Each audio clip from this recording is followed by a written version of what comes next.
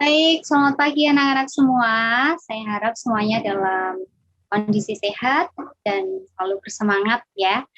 Terima kasih untuk kesediaannya, terima kasih untuk kehadirannya yang sudah tepat waktu, karena hari ini kita akan bersama dengan alumni dari SMA Tarakanita untuk sharing pengalaman dan khususnya untuk kakak-kakak kelas 12 ya, nanti juga akan mendapatkan motivasi secara khusus dari kakak alumni kita ini. Gitu. Saya sudah melihat ada Pak Modestus Aditya ya. Selamat pagi. Selamat pagi Bu Ratris, selamat pagi Bapak Ibu Guru, dan selamat pagi teman-teman semua. Semoga sehat selalu ya. Amin. Untuk acara hari ini kira-kira panggilnya apa ini ya? Pak, Mas, atau Om, atau siapa ini kira-kira yang... Sayang gitu boleh? Yang gitu. Takut ada yang marah ini. Mas aja. Mas. Ya, panggilnya Mas Modes atau Mas Adit ini? Ya, Mas Modes. Oh iya, Mas Modes ya. Baik, terima kasih. Jadi pada hari ini Mas Modes akan bersama dengan kita semua untuk sharing pengalaman, khususnya selama Mas Modes belajar di SMA Tarakanita. Gitu. Saya akan bacakan sedikit CV dari Mas Modes. Jadi nama lengkapnya adalah Modestus Adityo. Saat ini Mas Modes ini mengajar di Kolese Kanisius ya, di Jakarta. Ya, tapi karena kebetulan kok pas pulang di Muntilan lalu sedang tidak ada kegiatan, jadi Mas Modes ini dengan senang hati mendampingi teman-teman semua, anak-anak semua untuk kegiatan kita hari ini. Ini sebelumnya mohon maaf ya kalau agak bocor-bocor suara ini di pinggir jalan ya, sampai juga tidak terlalu bocor-bocor dan koneksinya lancar gitu. Baik, sepertinya sudah tidak sabar ya untuk masuk ke sesi bersama Mas Modes ini. Sebelumnya kita akan mengawali dengan berdoa terlebih dahulu ya. Saya minta untuk anak-anak semua meng-on-kan kamera, lalu silahkan duduk di posisi yang paling nyaman ya. Kita akan masuk dalam suasana doa gitu. Baik, untuk Mas Modes, anak-anak semua, Bapak Ibu Guru, mari kita awali aktivitas kita hari ini, khususnya jumpa virtual kita pada hari ini dengan berdoa. Dalam nama Bapa dan Putra dan Roh Kudus. Amin. Bapa, puji dan syukur kami haturkan kepadamu atas berkat yang melimpah dalam hidup kami, khususnya pada hari ini ya Bapa, meskipun dalam situasi pandemi dan pembatasan, kami masih diberikan kesempatan untuk melaksanakan jumpa virtual, sharing alumni SMA Tarakanita. Lancarkanlah segalanya ya Bapak, semoga tidak ada kendala dari awal hingga akhir acara kami hari ini. Kami juga berdoa terkhusus untuk narasumber kami hari ini. Berkatilah, lancarkanlah segala rencananya. Semoga melalui sharing pengalaman dari Mas Modes ini menjadikan kami pribadi yang jauh lebih baik hari ke hari. Amin. Dalam nama Bapa dan Putra dan Roh Kudus. Amin. Mas Modes.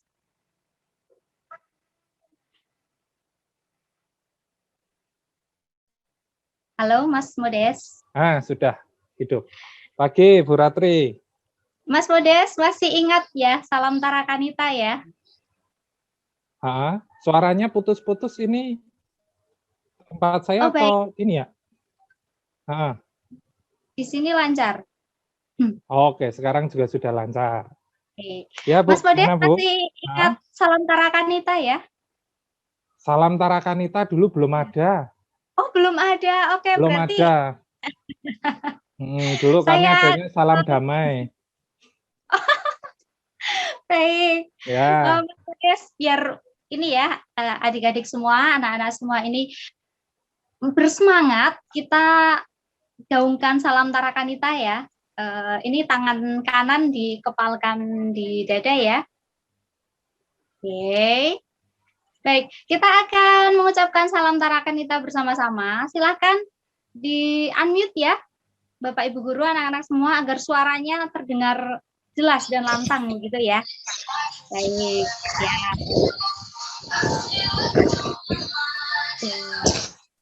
Salam Tarakanita, satu hati, satu semangat Tarakanita, yes. Satu semangat. Yes. Oh, ya, yeah. terima kasih. Baik, silakan kembali di mute lagi. Jadi meskipun dalam situasi yang terbatas ya, kita tidak bisa tatap muka secara langsung, tapi saya harap semangat dan antusiasnya tidak surut untuk mengikuti kegiatan hari ini. Baik.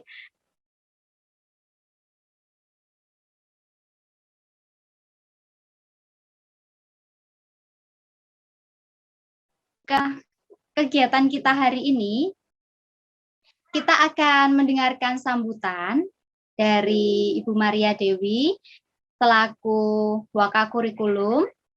Ibu Maria Dewi, suara saya sudah terdengar jelas? Sudah, Bu Ratri. Selamat pagi.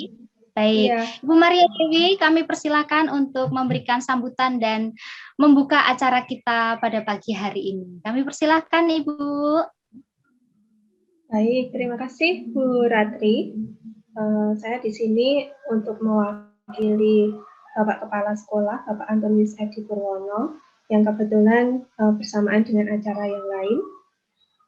Yang terhormat, Bapak atau Mas Modestus Adityo, kemudian yang kami hormati pula Bapak Ibu Guru SMA Tarakanita Magelang, serta yang terkasih seluruh siswa-siswi kelas 11 dan 12 SMA Tarakanita Magelang.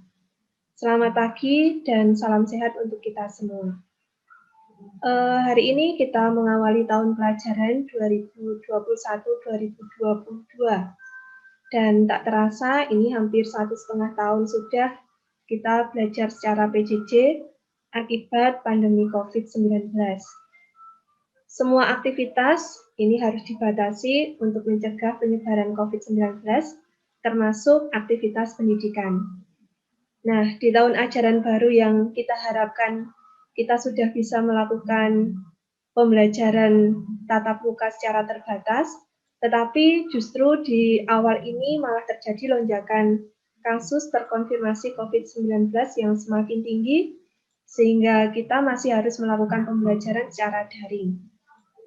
Namun, pandemi ini tidak boleh membatasi kreativitas juga semangat kita, terutama dalam mengikuti pembelajaran, sekalipun segala aktivitas harus kita lakukan dari rumah.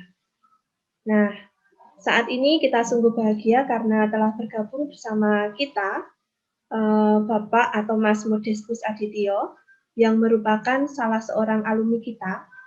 Dan mari kita gali pengalaman Mas Modes ini untuk bisa kita mengembangkan diri secara maksimal dan semakin siap dan semangat untuk mengikuti PJJ di tahun ajaran yang baru ini, meskipun di situasi yang masih penuh dengan keterbatasan.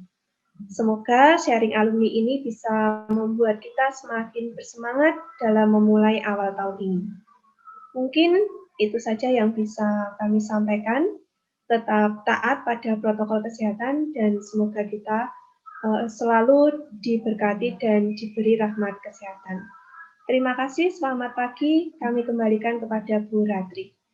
Terima kasih, Bu Ratri. Baik, terima kasih Bu Maria Dewi. Mas Modes?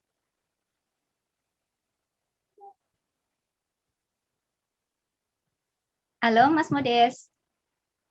Selamat pagi. Oh iya, saya selalu lupa untuk unmute.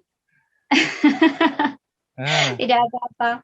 Mas, tadi waktu Ibu Maria Dewi memberikan sambutan, background-nya tidak asing ya untuk Mas Modes? Tidak asing. Itu adalah markas komando komplotan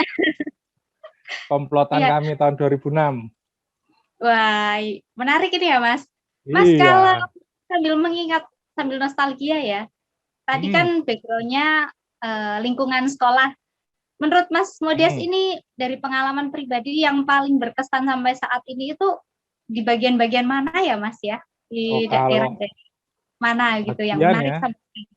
Yang paling menarik itu yang pasti markas kami itu adalah WC lantai 2. Jadi depan WC lantai 2 itu selalu menjadi tempat kami berkumpul. Jadi waktu itu kan saya bukan punya ya, kami memang beberapa teman yang selalu ngumpul di situ. Itu ada sekitar 11 orang. Ada ngumpul di situ depan WC. Jadi dulu misalnya seperti Pak Nur, lalu kemudian Pak Sur juga, atau misalnya Pak Tio, kalau misalnya mencari salah satu dari kami, itu sudah jelas. Kami pasti ada di depan WC saat istirahat. Cuma kalau tidak istirahat ya kami di kelas. Begitu. Jadi emang itu adalah markas. Mungkin yang masih ada ini ya, napak tilas kan, mungkin suatu saat kami akan napak tilas, masih ada jejak-jejak atau bau-bau dari kami, termasuk dengan Pak Adit juga, itu juga. Jadi kami dulu julukannya emang penunggu WC. Berarti Pak Adit termasuk yang 11 orang ini ya, Mas ya? Oh, termasuk. Pak Adit ini kembaran saya, ini namanya sama-sama Adit. Nama Bapak Ibunya juga sama, tapi memang takdir kami berbeda. Saya lebih bahagia sepertinya.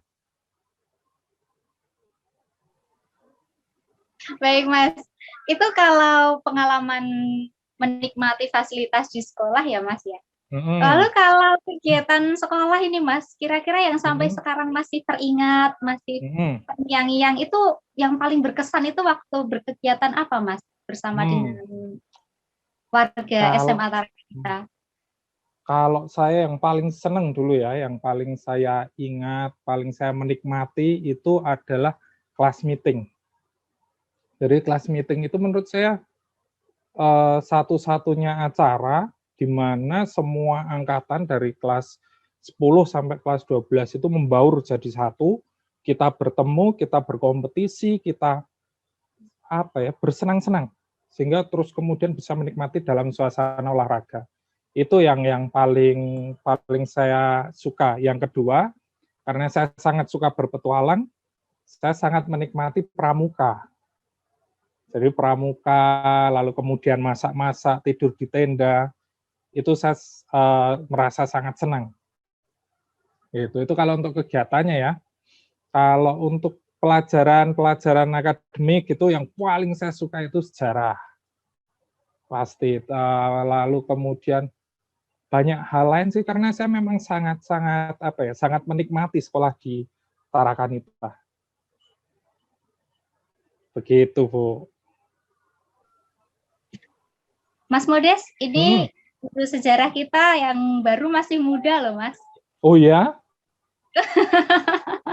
Saya juga masih muda ini, kebetulan sekali. Waduh, idolanya anak-anak katanya. Oh iya, ngomong-ngomong sejarah, saya juga mau menyampaikan turut berbelasungkawa untuk atas meninggalnya istri dari Pak Mirat. Semoga Pak Mirat juga lekas sembuh, juga dengan rekan-rekan yang lain yang mungkin sekarang sedang sakit atau terkena COVID-19, semoga lekas sembuh. Amin.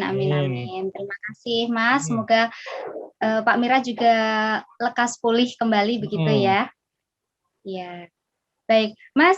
Selain pengalaman, selain kegiatan yang berkesan sampai sekarang kan Mas Modes katanya baru ini ya sibuk mengajar ya. Kalau pas tidak mengajar itu kesibukannya Mas Modes apa ya? Wah, itu. Jadi saya ini dulu ya, berarti ya, saya perjalanan hidup saya. Jadi dulu itu saya sekolah di Tarakanita itu tahun 2003 sampai 2006. Syukur alhamdulillah, puji Tuhan, saya bisa naik kelas, lulus tepat waktu, begitu. Lalu kemudian setelah itu saya melanjutkan ke Jogja di Sanata Dharma, program bimbingan dan konseling bersama Pak Adit juga. Jadi SMA bersama Pak Adit, kuliah bersama Pak Adit. Untungnya setelah lulus kami berpisah. Kalau tidak, kami akan menjadi satu-satunya orang yang dewasa dan kembar siam. Lalu setelah itu, setelah selesai S1 di Jogja, saya kemudian bekerja ke Jakarta. Saya mengajar di SMA Kolese Canisius Jakarta. Jadi kalau di Jogja itu serumpun dengan De Brito begitu. Nah, setelah itu saya kemudian setelah saya beberapa tahun sekolah, tahun 2016 saya memberanikan diri untuk melanjutkan studi S2 di Universitas Negeri Jakarta, jurusan bimbingan konseling juga. Nah, perjalanan saya ini sangat dinamis ya, sangat macam-macam. Lalu kemudian, tetapi di sela-sela semua perjalanan saya itu, saya paling sangat senang itu berpetualang. Pergi naik gunung, atau misalnya sekedar trekking, susur sungai, dan lain sebagainya. Maka siapapun yang menjadi pacar saya dulu itu akan sengsara. Karena saya ajak susur sungai, saya ajak naik gunung, trekking, ada yang pernah saya ajak susur sungai dulu lalu kemudian pingsan, itu juga pernah ada. Nah, lalu itu juga terbawa sampai sekarang. Sampai saya sekarang sudah mengajar di SMA Canisius, saya masih sangat suka berpetualang. Jadi di sela-sela kegiatan sekolah, selain saya mengajar, itu saya sangat suka berpetualang, maka touring, snorkeling, diving, pokoknya semua yang pakai akhiran ing itu saya suka.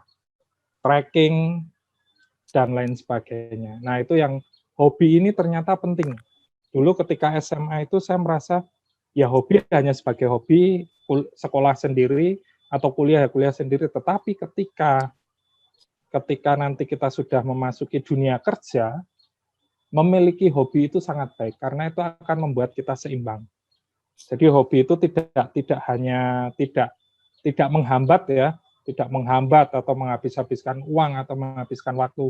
Selama ini kita lakukan seimbang, justru hobi ini akan membuat kita semakin efektif dalam bekerja atau dalam belajar.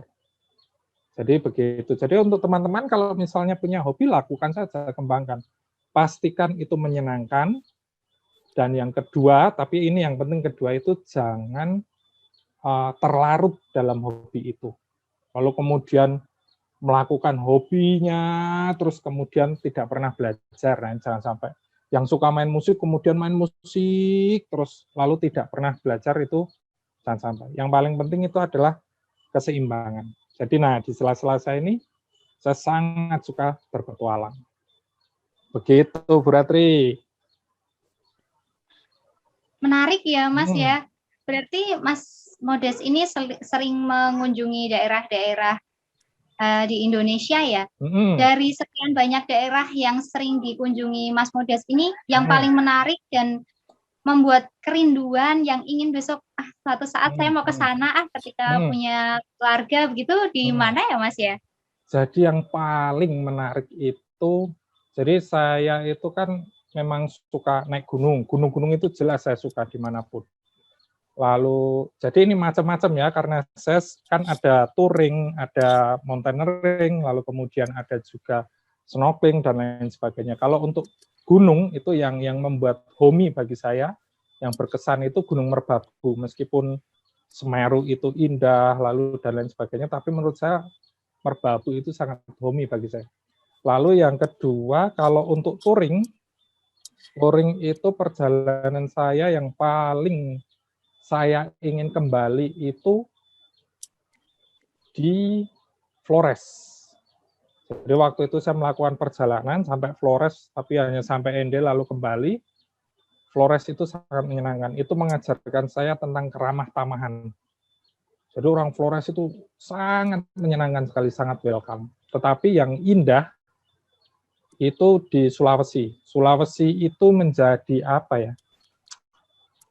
Miniatur dari Indonesia itu menurut saya Sulawesi, karena bagusnya hutan Kalimantan itu ada di Sulawesi, uniknya budaya di Jawa itu ada di Sulawesi, indahnya pantai-pantai di Flores itu ada di Sulawesi. Jadi Sulawesi ini lengkap. Jadi susuri. Nah, semua perjalanan itu kan saya lakukan dengan sepeda motor. Jadi bolak-balik dengan sepeda motor sehingga saya mendapat banyak pengalaman. Nah, ini penting juga untuk teman-teman. mungkin sekarang kita era digital ya, banyak sekali yang bisa kita lakukan dengan monitor, dengan handphone, dengan komputer, dan lain sebagainya. Banyak sekali yang bisa kita lakukan dengan hal itu. Tetapi menurut saya, dari pengalaman saya, lakukanlah perjalanan. Entah dekat, apapun akomodasinya, entah jalan kaki, naik motor, naik bis, naik mobil, atau apapun, lakukanlah perjalanan karena itu akan mengajarkan banyak hal. Jadi kalau kita lihat misalnya siapa tokoh itu, Naruto. Naruto itu bisa menjadi Hokage dan hebat karena dia melakukan perjalanan dengan Jiraiya. Atau siapapun tokoh agama. Tuhan Yesus itu juga melakukan perjalanan dari kota ke kota. Nabi Muhammad juga melakukan hijrah. Siddhartha Gautama juga karena dia keluar dari dari kerajaan melakukan perjalanan, kemudian dia menemukan simbol-simbol hidup yang baik. Lakukan perjalanan. Satu-satunya orang yang tidak pernah melakukan perjalanan dan tidak berkembang, bisa kita lihat, yaitu Nobita. Dia nggak pernah kemana-mana di rumah, kalau mau kemana-mana pakai pintu ajaib, perjalanannya kemudian menjadi kurang, lalu kemudian sampai sekarang, dari saya kecil sampai sekarang itu masih kelas 4. Jadi teman-teman, lakukan perjalanan. Nah, perjalanan petualangan ini tidak berhenti hanya tentang sejauh mana kita pergi, atau sehebat tempat apa yang kita kunjungi, tetapi sedalam apa kita memaknai peristiwa-peristiwa. Mungkin hanya pergi ke Indomaret itu bisa menjadi petualangan yang luar biasa karena kita memaknai, wah ternyata mbak-mbak Indomaret itu begitu gigih, dia bekerja dari pagi sampai sore. Lalu kemudian kalian memaknai sesuatu. Mungkin hanya dengan membuang sampah dari rumah ke tempat pembuangan sampah, kalian bisa melihat sesuatu yang kalian pelajari. Lakukanlah perjalanan itu, jadi jangan hanya berhenti, berdiam diri, lalu kalian tidak belajar apapun, tapi lakukan perjalanan. Keluar rumah. Ya. Oh iya, Bu Ratri, saya ada yang lupa. Teman-teman, saya akan memberikan nomor handphone saya, jadi kalau misalnya ada pertanyaan, atau ada pesan, atau ada yang kalian tangkap, atau kalian mau menyampaikan pesan-kesan ke teman-teman kalian, boleh melalui nomor ini, nanti akan saya bacakan. Ya. Atau yang mau mengajukan pinjaman online juga boleh. Jadi saya akan berikan nomor handphone saya, 0121 5509 001. Ada di kolom chat. Nah, di kolom chat ya, kalau 081215509001. Jadi kalau nanti kalian ada pertanyaan, boleh langsung melalui handphone. Kalau kalian ada yang berkesan mau diucapkan atau mau disampaikan, boleh melalui handphone. Atau mau kirim-kirim pesan. Wah, misalnya saya mau kirim pesan nih ke Pak Adit, Pak tetap gendut ya, misalnya seperti itu. Boleh, silahkan. Boleh dengan nama samaran, boleh dengan nama terang, bebas. Ya, jadi silakan nanti bisa disampaikan. Nanti akan saya bacakan di akhir acara. Oke. Begitu Bu Ratri, itu kisah-kisah yang saya lakukan selain mengajar. Baik. Mas, tadi kan melakukan perjalanan, lalu menikmati keindahan ciptaan Tuhan ya, khususnya di situ ada banyak sekali makhluk hidup yang kita temui. Sepertinya tidak asing dengan nilai-nilai karakter ketarakanitaan ya. Mengenai lingkungan hidup ya. Iya, betul. Oke. Jadi ternyata ini ya, kita kalau belajar sekolah di Tarakanita juga ada nilai-nilai Tarakanita yang bisa kita pergunakan bahkan sampai kita ini ya bekerja ya Mas ya. Betul sekali ya. Menurut saya sih sangat aplikatif begitu ya apa yang dipelajari. Kalau tentang lingkungan hidup, jadi misalnya ketika kita SMA mungkin kita belajar secara kognitif, pengetahuan kita masuk, lalu kemudian nanti kita aplikasikan dalam praktek-prakteknya. Ini yang paling penting. Nah, praktek ini penting. Jadi misalnya tentang lingkungan hidup, saya juga tidak apa ya namanya, bukan lalu orang yang idealis, tetapi kemudian itu menjadi bagian hidup dari saya. Jadi misalnya tentang membuang sampah saja. Berbeda ya, kalau di Magelang dengan di Jakarta. Di Jakarta, orang membuang sampah sembarangan itu sangat biasa. Dari mobil lalu membuang botol aqua, membuang plastik, itu sangat mudah ditemukan. Tempat-tempat kotor banyak plastik itu sangat mudah ditemukan. Tapi entah kenapa bagi saya tidak bisa melakukan hal itu. Jadi misalnya bungkus permen atau bungkus plastik kecil pun saya simpan. Jadi itu. Lalu kemudian penghargaan kepada tanaman. Kalau misalnya kita tidak bisa menanam karena kekurangan lahan atau tidak ada tanaman, minimal jangan merusak tanaman. Jadi dipilih-pilih tuh kalau misalnya mau apa namanya, misalnya ada tanaman yang mengganggu dan lain sebagainya, itu dipilih yang mau ditebang yang mana. Jadi jangan asal babat atau jangan merusak. Nah, berkaitan dengan lingkungan hidup ini, saya punya cerita ketika saya touring melakukan perjalanan ke ke Kalimantan. Ke Kalimantan itu saya lewat jalur Kalimantan Barat, lalu saya melewati daerah yang namanya daerah Kundangan. Di sana masih banyak suku Dayak. Nah, yang menarik bagi saya adalah dari awal perjalanan saya dari Kumai, Kalimantan Selatan, saya berjalan ke Kalimantan Barat, itu semuanya kelapa sawit. Dan kelapa sawit itu sangat merugikan ekosistem alam, termasuk juga penduduk setempat, karena daya serap airnya itu sangat besar. Jadi sepanjang jalan itu sangat panas, sangat terik, dan sangat monoton karena hanya kelapa sawit. Tetapi begitu saya tiba di daerah Kundangan, namanya Kundangan itu, di situ masih hutan lebat. Masih hutan lebat. Nah, ketika saya mengobrol-ngobrol, ketika saya berbicara dengan penduduk setempat, ternyata dari seluruh daerah itu, Kundangan itu menolak hutannya untuk dijual kepada pengembang untuk menjadi lahan sawit. Nah, ini menarik bagi saya. Di mana orang-orang pengembang itu menawarkan uang dan banyak orang yang tertarik, Kundangan berusaha untuk mempertahankan hutannya.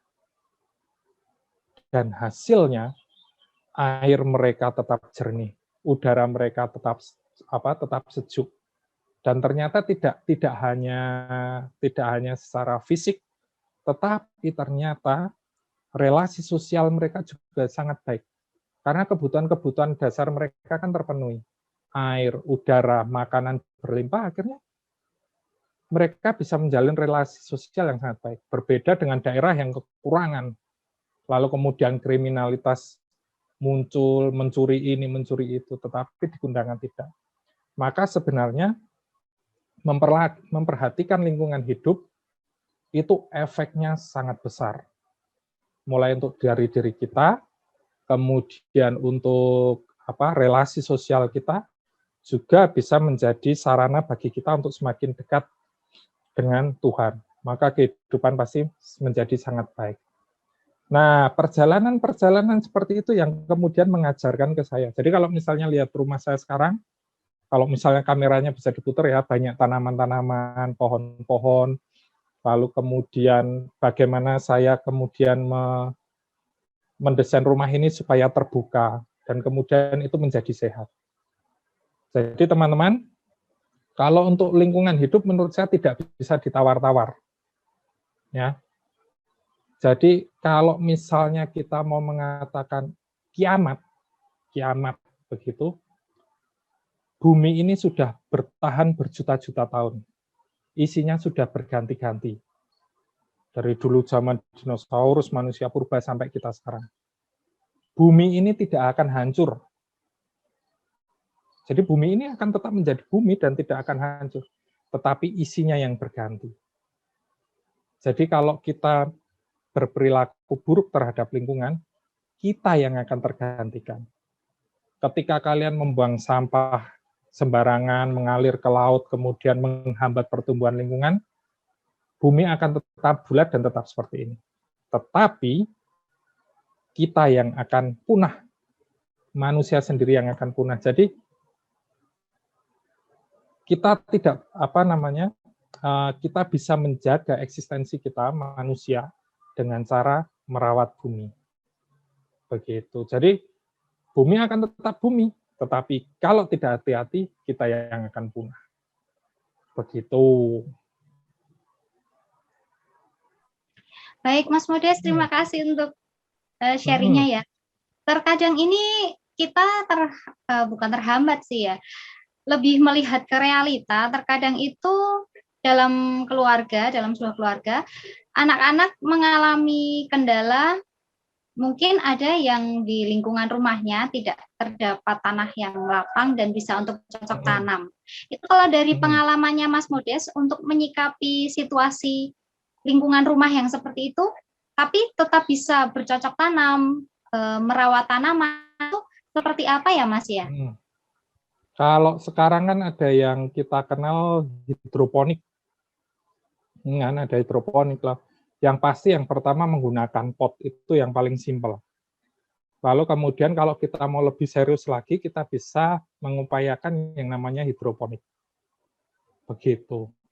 Nah, masalahnya adalah sekarang kan mungkin tidak banyak orang yang bisa bercocok tanam. Ada yang kalau menanam selalu mati, itu juga ada.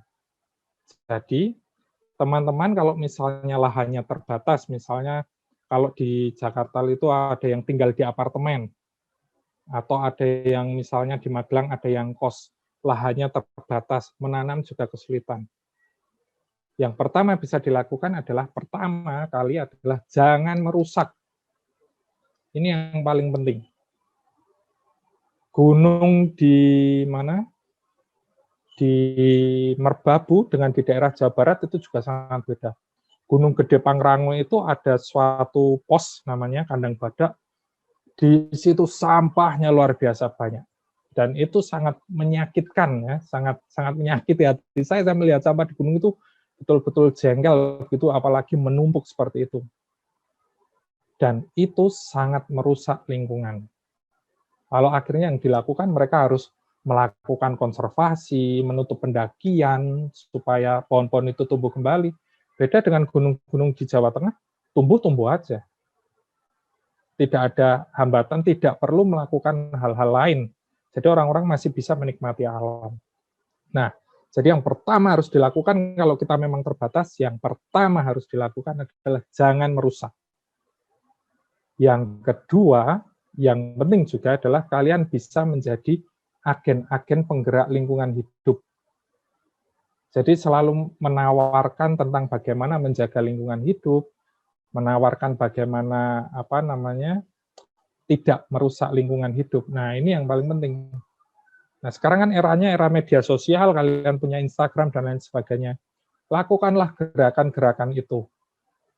Mulailah dengan melihat gerakan-gerakan tanam pohon di Kalimantan dan di banyak tempat. Nah, itu yang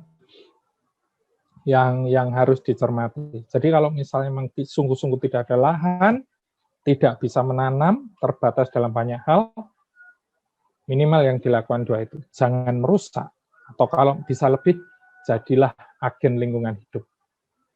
Begitu. Baik, Mas. Ini kan peserta kita, pendengar kita kan adik-adik kelas 11 dan kakak-kakak kelas 12. Yang otomatis mereka masih tercatat sebagai seorang pelajar. Tapi mungkin ada beberapa anak yang terkendala izin dari orang tua berkaitan dengan seperti hobinya Mas Modes tadi ya, naik gunung, touring dan sebagainya. Ada tips tidak ya Mas untuk adik-adik kita? Kira-kira bagaimana agar mendapatkan izin dari orang tua? Gitu. Yang satu, pastikan hobi kalian itu positif. Ini yang harus dipastikan. Jadi jangan, kalau negatif ya pasti akan dilarang. Saya juga akan melarang, siapapun pasti akan tidak mengizinkan. Pastikan hobi itu positif. Positifnya dilihat dari mana? memberikan manfaat dan tidak merugikan orang lain. Ada yang memberikan manfaat tapi merugikan orang lain, ada. Ada yang tidak merugikan orang lain tapi tidak memberi manfaat, itu juga ada. Jadi harus itu dulu yang dilihat. Nah, kalau itu sudah ada, nah itu lalu kemudian bisa dijelaskan pada orang tua atau dibuktikan. Ya, jadi pastikan hobinya itu positif. Jangan sampai saya punya hobi menjual organ tubuh, jelas itu negatif. Meskipun itu menyenangkan, tapi itu negatif. Ya, jadi hobinya itu harus positif, dilihat dari sisi manfaat, lalu kemudian juga tidak merugikan orang lain. Nah, lalu ini yang penting, ini juga nanti akan sangat berkaitan dengan cita-cita dan lain sebagainya. Karena sekarang itu kan sudah orientasi karir itu kan sangat berkembang. Biasanya kemudian orientasi karir itu bisa berdasarkan dari hobi. Misalnya suka makan, terus sekarang pengen menjadi food vlogger atau kemudian food reviewer dan lain sebagainya. Atau misalnya suka traveling, kemudian ingin melakukan membuat agen traveling atau bercita-cita berkaitan dengan pariwisata, atau misalnya seneng game, lalu kemudian cita-citanya ingin menjadi game developer dan lain sebagainya. Sekarang banyak sekali cita-cita yang berdasarkan dari hobi, berbeda dengan yang dulu. Yang dulu itu cita-cita itu zaman dulu itu kalau enggak polisi, tentara, dokter, polisi, tentara, dokter, dan jarang sekali ada yang kesampaian. Pilot apalagi. Nah, lalu kemudian perkembangannya karir itu juga kemudian ada orientasi pendapatan. Wah, kalau saya ambil ekonomi, wah saya nanti suatu saat akan punya gaji besar. Kalau saya mau saya bisa menjadi ahli analisis saham, wah saya akan mendapat gaji besar. Kemudian berdasarkan itu. Tetapi sekarang untuk anak-anak sekarang itu saya melihat banyak sekali berdasarkan dari hobi. Masalahnya hobi ini juga belum tentu passion. Masalahnya hobi ini juga harus, karena teman-teman masih kelas 11, 12, juga harus mendapat persetujuan dari orang tua. Nah, ini kemudian biasanya muncul yang namanya konflik bersama orang tua. Saya juga dulu seperti itu. Saya juga dulu mau jadi arkeolog, saya mau jadi fotografer, mau kuliah di ISI, mau banyak sekali perubahan-perubahan. Yang terpenting adalah ada kompromi dengan orang tua ya, misalnya dengan orang tua atau dengan siapapun itu ada kompromi. Jadi ada yang namanya kemampuan, ada yang namanya kemauan. Nah, ini harus kompromi, ini harus seimbang dulu. Kalau ini sudah seimbang, kalian juga harus kompromi juga kepada orang tua, kepada atau wali kalian yang membiayai kalian. Jadi harus ada kompromi. Kompromi ini memungkinkan kalian bisa menjelaskan dengan baik dan memengaruhi orang tua, atau memungkinkan kalian yang akan merubah atau memodifikasi kemauan kalian. Misalnya, contohnya, saya suka makan ya, tadi misalnya saya suka makan. Lalu kemudian saya hobi makan. Lalu orang tua mengatakan, "Weh, kamu kok makan terus?" "Mas, saya mau jadi food vlogger." Misalnya, ini food vlogger itu sekarang sedang keren, sesuai dengan hobi saya. Loh, enggak bisa. Food vlogger itu bagaimana bisa menghidupi kamu misalnya, bagaimana menjamin masa depan kamu. Bisa mah ini itu dan lain sebagainya. Nah, lakukan kompromi di situ. Mungkin kamu bisa mempengaruhi orang tua. Kemudian orang tua menerima. Atau mungkin juga kalian yang kemudian bisa memodifikasinya. Oke, saya suka makan, tapi sepertinya pendapat mama ini juga betul. Nah, coba deh. Saya tidak akan jadi food vlogger, tapi saya akan mencoba bereksperimen masak. Kemudian saya kuliah di tata boga, atau kemudian kalian membuat warung makan, atau bisa ini menjadi hobi saja di samping pekerjaan-pekerjaan yang utama. Begitu. Jadi jangan tertutup hanya karena apa? Hanya karena kompromi, diskusi, kemudian kalian patah semangat, banyak sekali jalannya. Tapi kalau misalnya kalian mau menyampaikan hobi kalian supaya bisa diterima orang tua, pastikan dulu, kalian harus tahu dulu, hobi kalian itu positif, bermanfaat, dan tidak merugikan orang lain.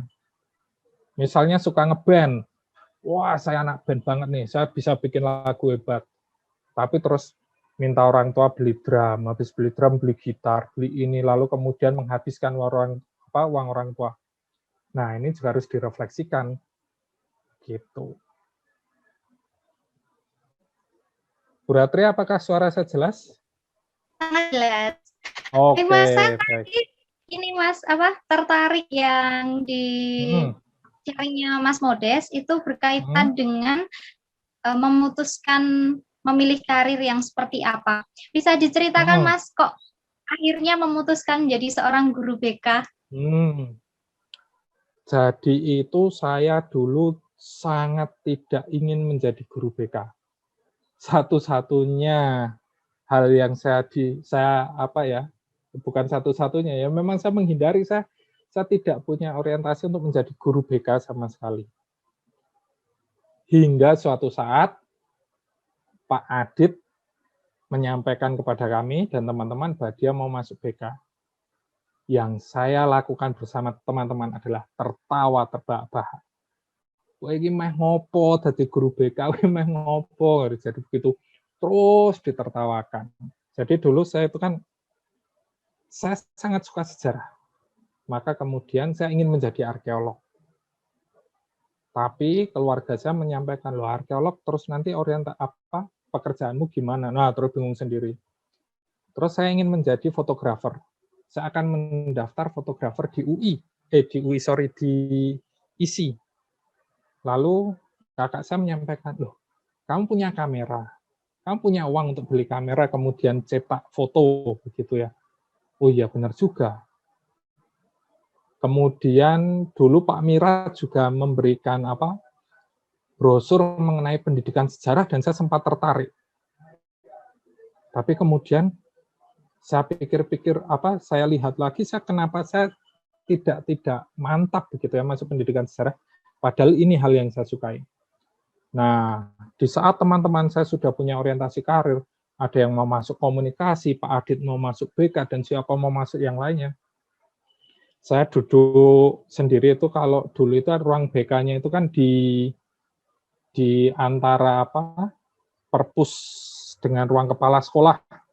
Di Selasar itu ada ruang BK, dan dulu BK-nya adalah Suster Andrian. Ketika saya duduk di situ, kemudian saya dipanggil oleh Suster Andrian. Dia menanyakan, karena dia tahu kalau saya suka makan, dia menawari makan terlebih dahulu. Terus, dia sudah makan belum? Belum. Suster ada makanan nih kalau kamu mau. Dan saya masuk ke ruang BK, saya diberi makan dan saya makan. Ternyata itu jebakan, saudara-saudara. Ternyata suster itu mau bertanya-tanya banyak hal tentang saya. Kalau saya sudah makan, suster baru, kamu mau kuliah di mana? Waduh, wah saya masih bingung itu. Terus enggak tahu suster, selalu saya jelaskan, saya pengen ini, pengen itu, tapi enggak bisa. Ini lalu suster mengatakan, suster menawarkan kamu masuk ke bimbingan konseling. Wih, apa itu bimbingan konseling? Belajarnya apa?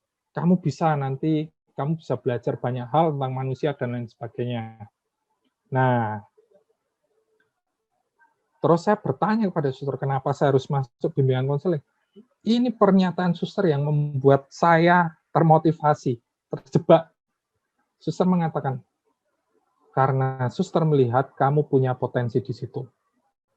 Wah, lalu kemudian saya, oke suster, saya akan masuk BK. Saya pulang ke rumah, saya menyampaikan ke bapak ibu saya bahwa saya masuk BK, lalu kemudian saya menyampaikan ke Pak Adit juga, dan dia membalas tertawa juga, kurang ajar. Lalu kemudian setelah itu, akhirnya saya masuk BK. Nah, disinilah saya tidak tahu passion saya itu apa. Saya tidak tahu BK itu mau bagaimana, saya tidak tahu apa yang harus saya lakukan, yang penting saya masuk saja. Ketika saya sudah belajar di BK, ternyata itu hal yang menyenangkan.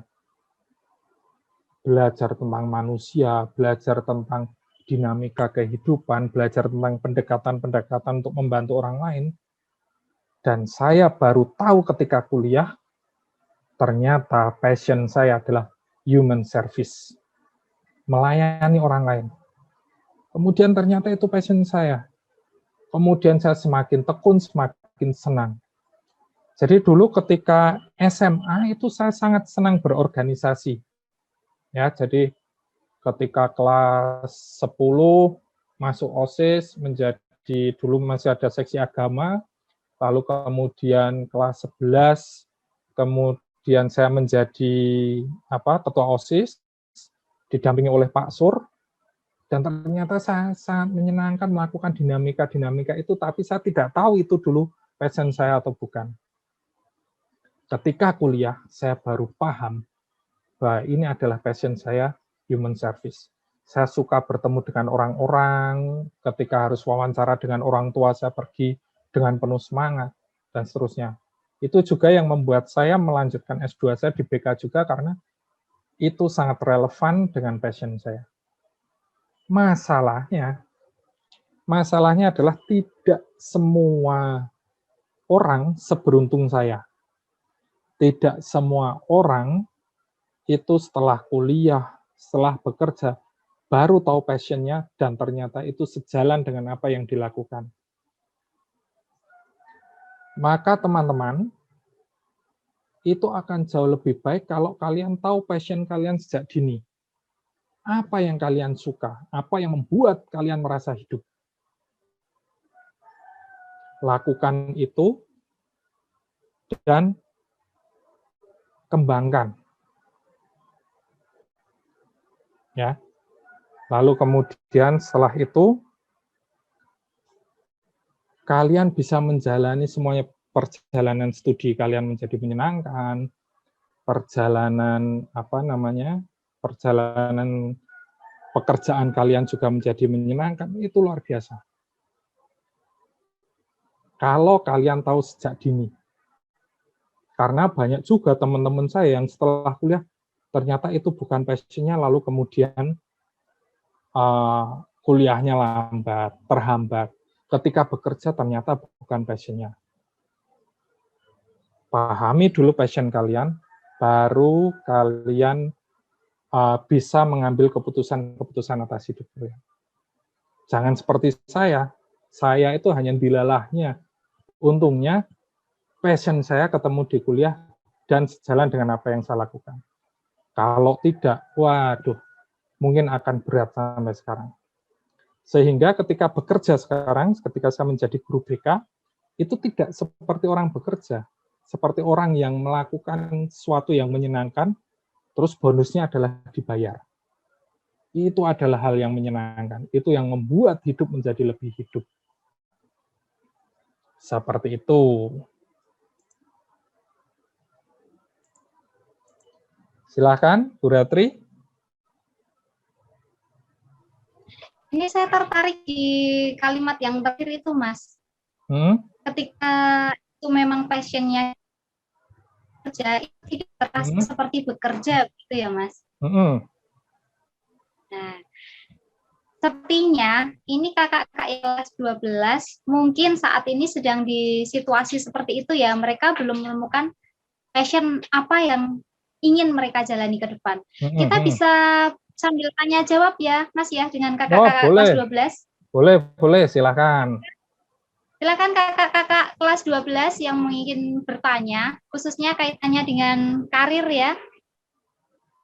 Boleh, silakan bertanya. Silakan kakak-kakak kelas 12. Meskipun ini tahun ajaran baru, tapi efektifnya pun ya kurang lebihnya sekitar 1 semester ya, Mas ya. Setelah itu kan waktunya sudah sangat sempit untuk mereka memilih jurusan. Jadi sepertinya lebih tepat kalau dipikirkan dari sekarang gitu ya, Mas ya. Betul. Jadi kalau yang jurusan itu sebenarnya lebih dini itu lebih baik. tidak apa-apa memutuskan kemudian salah, itu tidak apa-apa. Itu jauh lebih baik memutuskan salah dan masih ada waktu untuk memperbaiki. Daripada sudah diputuskan, sudah dijalani, baru tahu itu salah. Nah, itu kan terus kemudian harus banyak hal lain yang harus dikorbankan. Mungkin uang, mungkin waktu harus dikorbankan. Tetapi kalau misalnya sejak dini sudah diputuskan, misalnya sudah ada mendapat gambaran misalnya ya, kelas 10, oke, kelas 10 saya ingin ingin menjadi ekonom misalnya, atau saya ingin menjadi akuntan. Tidak apa-apa. Lalu ternyata di perjalanan itu salah, itu masih bisa diperbaiki. Dan keberanian untuk memutuskan ini ya perlu ditunjukkan, diwujudkan. Gitu. Tetapi kalian harus ada prosesnya. Bahwa dari kelas 10 itu sudah mulai, kelas 11 mulai menimbang lagi, kelas 12 nanti sudah membuat keputusan yang sungguh-sungguh tepat. Begitu. Nah, keputusannya berdasarkan apa? Banyak sekali. Berdasarkan nilai-nilai yang mau kalian perjuangkan. Misalnya seperti, wah saya punya keinginan menjadi apa, tetapi saya harus menjadi ini karena saya harus memenuhi kebutuhan keluarga saya, tidak apa-apa. Ya. Jadi selalu ada nilai-nilai yang diperjuangkan. Begitu. Jadi sejak dini itu lebih bagus. Lalu kemudian, oh ya jangan lupa dievaluasi dan direfleksikan. Gitu. Ya, Bu Ratri? Baik. Kakak-kakak kelas 12, silakan, tidak harus bertanya ya. Mungkin men-sharingkan pengalaman atau mungkin sudah menemukan passion-nya. Silakan, boleh ini ngobrol santai ya dengan Mas Modes ya. Coba cek di chat apakah ada pertanyaan. Chat. Mas, kalau sejarah Perang Dunia Pertama sama revolusi Bolshevik tahu nggak? Wah, itu kelam. Ini pertanyaannya luar biasa sekali. Kamu mau jadi ahli sejarah? Saya meskipun suka sejarah, tetapi tidak lalu mendalami ya. Tetapi juga saya merasa itu sebagai apa ya? Sebagai refreshing bacaan begitu. Kalau sejarah Perang Dunia Pertama, lalu sama revolusi Bolshevik, nah kamu bisa jalan-jalan ke Rusia, cari tahu bagaimana. Jadi emang ya revolusi ini terjadi. Jadi revolusi ini misalnya kalau revolusi Bolshevik itu kan di Rusia itu waktu zaman Lenin kalau nggak salah ya, terus kemudian itu berkaitan dengan kalender. Kejatuhannya itu Pak, Kekaisaran Rusia. Ya, di Rusia kan ya. Kekaisaran Rusia, terus pembentukan Proportional Government of Russia, pimpinannya Alexander Kerensky. Berdasarkan apa itu? Tapi di Rusia ya? Rusia. Oke, bagus. Nah, penting ini. Kamu punya pertanyaan-pertanyaan seperti ini, lalu mencari jawaban atau kamu sudah tahu itu penting. Jadi misalnya begini, ada nggak kaitannya menjadi dokter lalu belajar sejarah? Jadi ini sekalian ya, karena siapa ini Jevon ini sudah menanyakan, ini hal yang bagus. Jadi misalnya begini, penting nggak sih belajar sejarah padahal saya mau jadi dokter? Penting nggak belajar matematika padahal saya mau masuk psikologi? Penting tidak belajar ekonomi padahal saya mau masuk ke psikologi juga misalnya? Teman-teman, semua yang kalian pelajari itu penting. Apapun yang kalian pelajari itu penting. Contohnya, misalnya, apakah bimbingan konseling yang saya pelajari ini berkaitan dengan sejarah? Sangat berkaitan. Contohnya, misalnya saya sekarang bekerja di Jakarta. Saya mendampingi siswa-siswa di Jakarta. Saya harus tahu juga bagaimana sejarah Jakarta. Ternyata di Jakarta itu, dulu ketika JP Kun datang membangun Jakarta sebagai kota ekonomi. Lalu setelah menjadi kota ekonomi, ternyata pergerakan kota Jakarta itu sampai sekarang selalu berorientasi dengan ekonomi. Maka pendekatan-pendekatan saya kepada siswa di sana juga pendekatan-pendekatan ekonomi. Orientasi karir itu dikaitkan juga dengan bagaimana pendapatan mereka di masa depan itu akan jauh lebih masuk. Gitu, lalu hal-hal itu menjadi sangat bermanfaat. Ini kenapa ada tawon ini ya? Dia mau ikut share enggaknya? Nah, kemudian dia mau apa? Kok dia jadi bahas tawon? Jadi semua pelajaran itu menjadi sangat penting. Nah, itu dia. Hal yang saya sesali, tentu saya tetap masih punya penyesalan adalah saya tidak pasif, sangat tidak aktif atau tidak memiliki kemampuan bahasa Inggris yang baik. Padahal kalau misalnya saya bisa bahasa Inggris, relasi saya dengan universitas-universitas di luar negeri itu menjadi sangat baik. Kalau saya bisa matematika dengan baik, saya bisa membuat asesmen itu seperti penggalian data mengenai anak-anak dengan kuesioner dan lain sebagainya, juga dengan sangat baik, mengolah dengan sangat baik, dan itu sangat bermanfaat. Begitu juga dengan apapun cita-cita kalian, apapun yang sedang kalian pelajari sekarang, itu sangat relevan. Nah, seperti yang ditanyakan Jevon ini, belajar sejarah Perang Dunia. Perang Dunia ternyata misalnya dulu ada perang dingin antara Amerika dan Rusia. Kemudian ternyata itu juga mempengaruhi perkembangan pendidikan di dunia.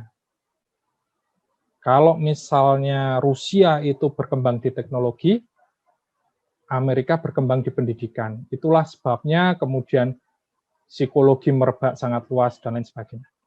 Ya, thank you. Terima kasih. Ini pertanyaan dari Jevon yang sangat spesifik, ya, luar biasa. Lalu ada lagi nih pertanyaan dari Demetria. Saya mau tanya Kak, mengenai jurusan yang Kak Modest dalami secara garis besar yang dipelajari itu apa saja? Jadi ada bimbingan konseling, ada psikologi. Kalau psikologi itu memang belajar tentang dinamika kehidupan. Kalau bimbingan konseling itu belajar, ada 30% porsi untuk belajar psikologi. Ada sekitar 20% belajar tentang pedagogi, mengajar di kelas, dan lain sebagainya. 50% itu berkaitan dengan pendidikan, dasar-dasar pendidikan, dan lain sebagainya. Jadi memang bimbingan konseling ini kemudian disiapkan untuk membantu supaya kita bisa melayani anak-anak di sekolah. Berbeda dengan psikologi. Jadi kalau misalnya istilah gampangnya begini, psikologi itu membantu orang yang sudah abnormal begitu ya, ada gejala-gejala abnormal. Kalau BK itu membantu orang-orang normal yang memiliki gejala-gejala masalah, sama-sama membantu dan sama-sama menyelesaikan masalah juga, begitu. Dan sangat menarik belajar di BK. Jadi saya tidak promosi BK ya, jadi hanya menjelaskan dan belajar untuk memahami dinamika kehidupan itu sangat menarik. Begitu. Ada pertanyaan lagi? Oh, nih ada lagi nih. Coba di WA saya. Shalom Pak. Oh ini. Dan ini dari WA. Shalom Pak, ini dari yang Zoom. Mau tanya soal pinjaman online. Teman-teman, sekarang merebak. Nah ini harus hati-hati juga. Sekarang itu sedang merebak yang berkaitan. Maaf, tunggu sebentar ya.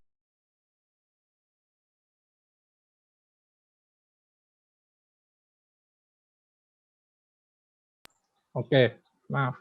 Jadi begini, Kalau kita melihat ada yang namanya pinjaman online, itu adalah suatu fenomena baru. Fenomena baru itu bisa dilihat dari berarti kesejahteraan bangsa kita itu belum terjamin. Karena kemudian banyak orang masih mengupayakan pinjaman dari berbagai hal. Yang kedua, tingkat kriminalitas secara online itu juga berarti meningkat. Nah, ini menunjukkan bahwa tanggung jawab kalian itu berarti besar. Tanggung jawab kalian sebagai pemuda-pemudi itu memiliki tanggung jawab besar. Kalau kalian dididik di Tarakanita dengan nilai-nilai yang diperjuangkan, kalian harus punya keprihatinan terhadap banyak hal, supaya kalian bermanfaat untuk orang lain. Misalnya tadi ada keprihatinan terhadap lingkungan hidup. Maka apa yang harus kita lakukan berkaitan dengan lingkungan hidup? Sekarang ada fenomena pinjaman online. Keprihatinan apa yang muncul? Lakukanlah analisa sosial. Berarti ada suatu hal yang menyimpang atau yang timpang dari fenomena pinjaman online ini. Ini kan terus kemudian sangat kacau ya, kemudian ada yang pinjaman online, kemudian ada yang tidak membayar, ternyata ada penipuan, ternyata sistemnya itu sangat menjerat dan lain sebagainya. Sebagai putra-putri Tarakanita, kalian harus paham dengan fenomena-fenomena itu. Dan yang paling penting adalah apa yang bisa kalian lakukan dengan apa yang kalian sukai. Nah, ini berkaitan dengan pinjaman online, jadi tidak sekedar meminjam lalu selesai, tapi ini juga menjadi tugas kalian untuk satu, belajar sungguh-sungguh. Dua, di tangan kalianlah kemudian bangsa ini akan menjadi lebih kesejahteraan masyarakat. Jadilah orang berpengaruh, menjadilah pemimpin supaya kalian bisa merubah nasib hidup orang banyak. Sehingga tidak ada lagi fenomena-fenomena pinjaman online di Indonesia seperti sekarang ini. Begitu. Ya. Jadi jangan hanya pinjaman online, ada pinjaman online kalian tahu titik, tidak. Lakukan analisa, lakukan perjalanan, lakukan riset, lakukan penelitian. Dan siapkan diri kalian untuk bisa mengatasi hal-hal semacam itu. Supaya tidak semakin banyak orang yang dirugikan. Oke, mau bertanya Kak, bagaimana sih biar kita nggak bingung sama jurusan yang mau kita pilih saat kuliah? Soalnya kalau daring gini kan kadang suka bingung, harus fokus sama sekolah juga. Oke, bagus, terima kasih. Supaya nggak bingung, nah ini supaya nggak bingung. Pertama, ini keuntungan kurikulum kita memiliki banyak mata pelajaran, sehingga kita bisa melakukan eksplorasi pada banyak hal. Pastikan dulu dari mata pelajaran yang ada itu, kalian suka di mana. Suka matematika, suka biologi, suka fisika, suka ekonomi, kalian paling suka di mana? Merasa hidup di mana? Merasa kalian bisa aktif di pelajaran apa? Merasa kalian bersemangat itu di pelajaran apa? Itu yang paling bisa dilakukan. Yang kedua, ketika kalian mencari pilihan, usahakan kalau misalnya tidak ada di pelajaran, apa yang paling kalian sukai di kehidupan ini? Semuanya diawali dengan apa yang paling kalian sukai. Setelah kalian tahu dengan apa yang kalian sukai, kalian harus bandingkan dengan kemampuan kalian. Sesuka-sukanya saya dengan matematika, kalau saya tidak mampu matematika, nah ini harus mengevaluasi. Benar nggak ini nanti pilihan saya? Tidak suka tapi tidak mampu, kemudian menjadi berat. Nah ini harus ada kompromi di situ seperti yang saya sampaikan tadi, ada kompromi antara kemauan dan kemampuan. Yang pertama yang harus dilihat adalah kemauan dulu, yang paling disukai. lalu bandingkan dengan kemampuan. Ini penting, ya, sebanding nggak. Kalau tidak, kalian harus paham ada konsekuensi di dalamnya, yaitu kalian harus memperjuangkan salah satu atau menurunkan salah satu. Saya suka matematika, tapi kemampuan saya kurang dalam matematika. Berarti kalian harus belajar lebih giat lagi, harus meluangkan waktu lebih banyak lagi, mungkin harus les, belajar dari teman, belajar otodidak, supaya kemampuan ini meningkat. Kalau misalnya saya mampu di biologi, tapi saya tidak suka nih, mungkin kemudian kalian yang harus mempertimbangkan hal lain, atau kalian harus berjuang untuk membuat bukan kalian suka, tapi berusaha mencari celah di mana kalian bisa menikmati biologi. Misalnya seperti itu. Ini yang bisa kita lakukan. Cara yang paling mudah adalah tahu kesukaan, tahu kemampuan, lalu lakukan analisa SWOT. Kelebihan kalian apa, kelemahan kalian apa, tantangan kalian apa, lalu kemudian juga kesempatan-kesempatan apa. Saya pengen nih belajar bahasa Inggris, masuk ke PBI, Pendidikan Bahasa Inggris Sanata Dharma. Tapi saya tidak punya biaya untuk masuk ke situ. Cari kesempatannya, ada beasiswa atau tidak, atau ada donatur dan lain sebagainya. Nah, harus ada kompromi. Ketika kalian masih mengalami kesulitan, jangan segan-segan untuk datang ke Pak Adit sebagai konselor, karena itu memang tugasnya. Bicarakan. Mungkin ketika pembicaraan itu tidak serta-merta ditemukan pemecahannya, lalu kemudian saya bisa memutuskan apa. Tetapi paling tidak ketika sesuatu bisa diungkapkan, itu kemudian kita akan fokus untuk memikirkan hal itu. Nah, pertanyaan tadi sangkut pautnya adalah ketika ketika online. Nah, ketika online ini juga kalian sebenarnya ini tidak terlalu berpengaruh ya. Jadi bahwa online kalian tetap fokus sekolah, tetap offline juga kalian harus tetap fokus sekolah. Justru kalian bisa memanfaatkan dari online ini apa yang bisa kalian dapatkan berkaitan dengan karir. Jadi seperti itu. Jadi tetap berlanjut, karena pilihan karir itu adalah sebuah evaluasi dan refleksi pribadi. Jadi bisa dilakukan saat online, saat seperti ini kalian sambil berpikir, atau di sela-sela online saat istirahat atau setelah sekolah kalian juga sambil berpikir. Kalian harus mulai bingung, karena dengan bingung kalian berarti mulai membahas paling tidak di dalam kepala kalian. Gitu. Jadi tidak bertentangan ya, jadi bingung harus fokus sama sekolah juga tidak. Sekolah ini juga bisa mengarahkan kalian orientasi karir kalian. Ada dari, Pak Adit bertanya ini. Suhu bertanya. Mas Modes, saya memberikan materi analisa SWOT untuk membantu siswa. Bagaimana menurut Mas Modes, lebih banyak siswa yang masih malu untuk konsultasi secara online? Oke. Jadi jangan malu-malu, ya. Gunakan kesempatan yang ada. Saya akan bercerita sedikit juga tentang bagaimana saya dulu sekolah di Tarakanita.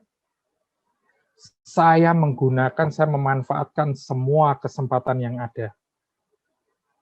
Dulu ketika saya ada pendaftaran OSIS, saya mendaftar. Lalu kemudian saya mulai dimotivasi untuk jadi ketua OSIS, saya lakukan. Bersama Pak Sur, dulu saya diminta untuk ikut pelatihan kepemimpinan di Jakarta tahun 2004, saya berangkat. Ketika ada ditawari, Modes, kamu bisa dulu itu namanya Hexos Cup. Sekarang namanya DBL ya, kalau di daerah itu ada basket, lalu kemudian biasanya di tengah-tengah basket itu ada tampilan breakdance dan lain sebagainya. Saya dulu ditawari dulu oleh Pak Setio namanya kan. Pak Setio bilang, mau nggak kita tampil? Oh mau Pak. Wah akhirnya kami tampil dengan perkusi sampah di Gor Samapta. Lalu tampil di situ. Semua kesempatan itu saya ambil. Dan faktanya, semua kesempatan itu sangat berpengaruh pada hidup saya. Pada public speaking saya, pada pola berpikir saya, pada etos kerja saya, dan banyak sekali. Ya, maka jika ada kesempatan bertemu dengan guru BK misalnya, ya gunakan. Misalnya ada kesempatan, misalnya bisa mau konsultasi dengan Pak D Brito, lakukan. Wah, saya pengen jadi atlet. Gimana ya caranya? Tanya ke Pak D. Wah, saya pengen kuliah di matematika murni. Apa ya yang harus saya pelajari? Tanyakan kepada Pak Step. Kalian bisa konsultasi kepada para tutor kalian, kepada para guru, juga pada guru BK kalian.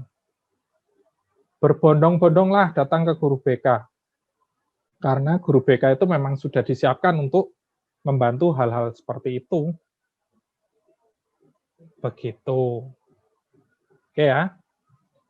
Saya mau tanya Kak, apakah pelajaran akademis sangat berpengaruh untuk perkuliahan? Sangat berpengaruh. Semuanya sangat berpengaruh. Jadi begini, cara kerjanya ya, sistem karir, begitu sistem kalian bagaimana bekerja nanti, ini karir. Lalu kalian tarik mundur, kalian mau kuliah di mana? Tarik mundur lagi, pelajaran kalian harus baik. Kalian harus belajar sungguh-sungguh. Supaya kalian mendapatkan universitas yang kalian inginkan, supaya kalian mendapatkan pekerjaan yang baik, yang sesuai dengan kemauan dan kemampuan kalian. Maka itu semuanya harus diawali dengan apa yang sedang kalian hadapi sekarang, yaitu belajar akademis. Selain itu, seperti yang saya sampaikan tadi, apapun yang kalian pelajari, teman-teman, tidak sia-sia. Bersyukurlah karena di Tarakanita ini yang saya rasakan ya, di Tarakanita itu relasi antara guru dengan siswa itu sangat baik. Sangat humanis. Bukan relasi otoritarian. Di mana siswa itu kalau bertemu guru harus sembah sujud. Tidak seperti itu. Relasi kami dulu di Tarakanita dengan guru itu sangat humanis, sangat dekat. Sehingga pelajaran-pelajaran itu menjadi sangat menyenangkan. Bagaimana saya dulu bercanda dengan Butari. Bagaimana dulu misalnya ketika saya berdiskusi dengan Pak Sur, dengan Pak Mirat. Bagaimana dulu kami juga bercanda-canda dengan Pak Win. Nah, suasana itu, suasana kekeluargaan di Tarakanita dulu membuat belajar akademis itu menjadi lebih menyenangkan dan bermanfaat sampai sekarang. Bahwa ada yang kalian bisa dan kalian tidak bisa, atau ada yang kalian lemah atau kalian kuat, itu tidak apa-apa, wajar. Yang penting usahakan yang terbaik. Jangan merasa, wah saya lemah nih di fisika, ya udah deh fisika saya tinggalkan. Jangan seperti itu. Usahakan dulu yang terbaik, ya, supaya kalian naik kelas, supaya kalian lulus, dan paling tidak ada yang kalian pelajari sedikit dari situ. Apa yang kalian pelajari di sekolah, akademis, sangat bermanfaat. Begitu. Nah, ketika kuliah, nanti, jangan remehkan semester 1, 2, 3. Ada yang mengatakan, ada yang mengatakan begini, wah, kalau kuliah itu IP itu tidak penting. Nah, yang penting itu kita harus berorganisasi dan lain sebagainya. Kalau kuliah itu nanti semester 1, 2, 3 itu santai. Karena itu masih gampang-gampangnya. Jadi udah santai aja. Tidak seperti itu yang terjadi.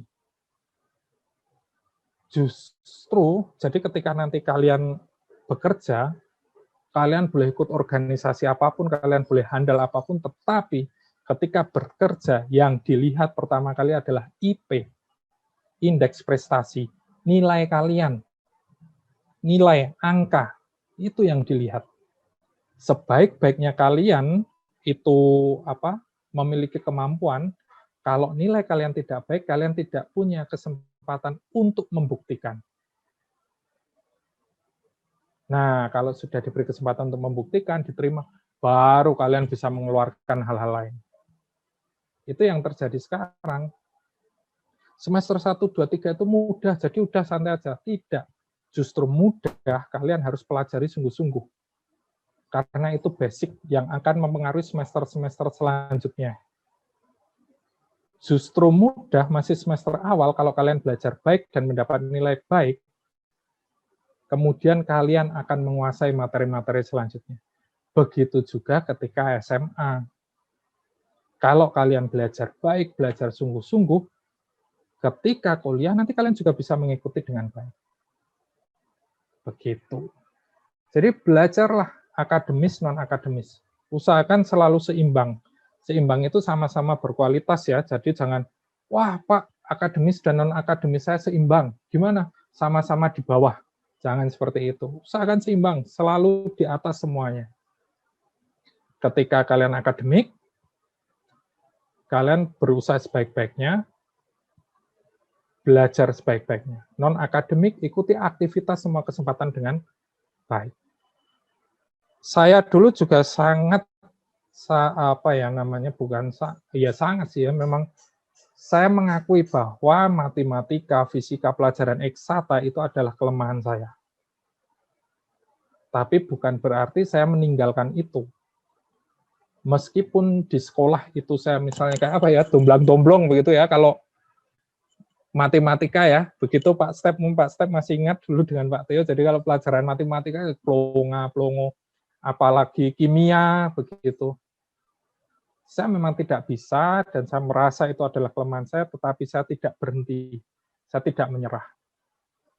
Ketika belajar besok ulangan, saya datang ke tempat saya, dulu ada yang namanya Endah, saya datang ke tempat dia, saya minta untuk diajari. Saya memang lemah di situ, tapi saya tidak menyerah. Begitu. Jadi itu penting. Belajar akademik itu tidak hanya untuk kuliah, bekerja, tapi juga untuk kehidupan. Begitu. Nah, apakah ada pertanyaan lagi? Pak, saya mau ada... nanya. Oh, silakan. Pak, apa beda nih Rusia sama Soviet itu tuh apa, Pak? Rusia sama Soviet. Sama Soviet. Nah, itu kan perubahan ya. Perubahan dulu kan ada Uni Soviet, kemudian ada Rusia. Jadi kalau Uni Soviet namanya Uni, itu perkumpulan dari beberapa tempat. Tapi saya lupa dulu tempatnya mana. Lalu kemudian Rusia itu kemudian menjadi satu negara sendiri. Jadi satu negara di bawah satu pemerintahan. Kalau Uni Soviet itu dulu memang gabungan dari beberapa tempat, seperti kalau sekarang Amerika itu federal. Begitu. Ada revisi? Kamu juga boleh loh menyampaikan revisi atau pendapat. Pak, maksud itu tuh Uni Soviet itu tuh Pak, maksudnya itu terdiri dari beberapa negara kayak Latvia, Estonia, Lituania, Rusia, Kazakhstan, Belarusia, Uzbekistan, sama masih ada lagi. Jadi masih macam-macam gitu. Ya. Iya. Beringin Wetan masuk enggak? Apa? Beringin Wetan. Enggak. Temennya Uzbekistan enggak? Oh ya. Enggak, beda lagi. Oh, beda. Bagus. Jevon ya? Dharma. Ya. Panggilanmu siapa? Jevon. Jevon. Oke. Sudah tahu mau apa? Cita-citamu apa? Saya sih sukanya animasi sama sejarah, Pak. Wih, luar biasa. Lalu sudah tahu orientasi kuliahmu di mana? Mau kuliah di mana begitu? Animasi. Kemungkinan besar animasi. Animasi mana? Tank. Gimana? Animasi tank, Pak. Animasi tank. Oh iya. Oh, kamu suka Rusia, lalu kamu juga selalu menanyakan Rusia, lalu berkaitan dengan tank juga? Ya, enggak? Bukan Rusia Oke. aja sih Pak, sebenarnya macam-macam. Oke. Lalu, kamu mau kuliah di mana, sudah tahu? Nah, itu yang belum. Nah, bagus. Ini contoh yang baik. Jevon itu menunjukkan apa yang dia sukai. Jevon itu juga sudah mendeklarasikan, penting ini, mendeklarasikan apa yang dia sukai. Dari sini dia bisa berawal, lalu memikirkan banyak hal berkaitan dengan orientasi karirnya. Mendeklarasikan itu penting. Ketika kita menyatakan, mendeklarasikan, maka semua alam semesta itu akan membantu. Saya yakin dengan Jevon ini mengatakan bahwa dia pengen animasi tapi belum tahu kuliah di mana, Pak Adit itu dalam pikirannya dia sudah akan mencarikan, sudah akan melihat kira-kira animasi yang bagus mana, yang tepat untuk Jevon mana. Contoh yang bagus dari Jevon, dan dia mendalami apa yang dia sukai. Semoga nanti bermanfaat ya, Jevon ya. Iya, Pak. Oke, terima kasih. Lalu ini ada lagi nih pertanyaan. Ya? Pertanyaannya masih ada berapa ya? Tinggal satu. Oh, sudah ini. Sudah ya? Oh iya. Baik. Yang terakhir, untuk Jevon tadi terima kasih ya Jevon. Nanti bisa lebih lagi bisa lanjut Japri ya, Modes ya. Ya, sama-sama Bu. Ya, Bu Ratri, ini ada Jevon. sesuatu yang penting sih. Menurut saya ada yang penting okay. juga yang bisa juga kita bahas. Ya. Dari tadi yang apa namanya? Mana sih ini? Dari ini. Tadi yang tanya tentang pinjaman online. Pak, bercanda doang, tidak serius. Iya, saya tahu bercanda sih, itu memang bercanda dan menurut saya menyenangkan, tapi saya melihat ini hal yang menyenangkan ya. Bercanda lalu kemudian itu bisa dibahas dan memberi makna, itu sesuatu yang menyenangkan. Tapi ada kelanjutannya bertanya, nah ini yang paling penting juga. Apakah kemudian kita lalu anti hutang? Nggak apa-apa, ini sambil belajar ya, dari sini kita bisa melihat banyak hal. Ternyata bercandaannya teman kita tadi itu bisa memberikan banyak pelajaran. Apakah lalu kita anti hutang? Teman-teman, saya meyakini bahwa kita harus bersikap bijaksana. Bijaksana itu adalah pertemuan antara pikiran dan perasaan.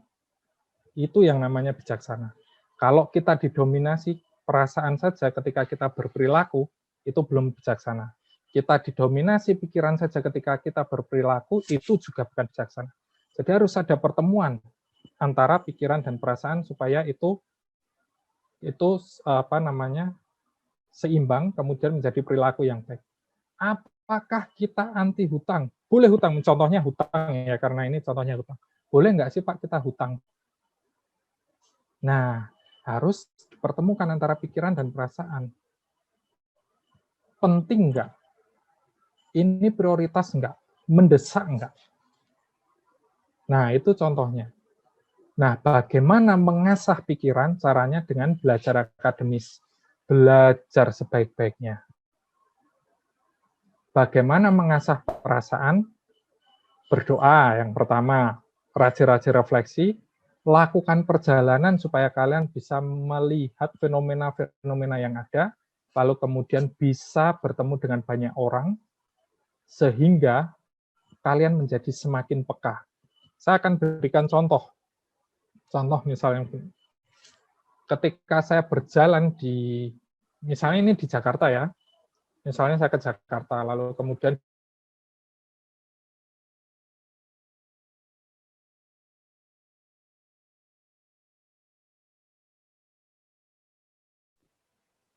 Mas Modes? lainnya. Ya?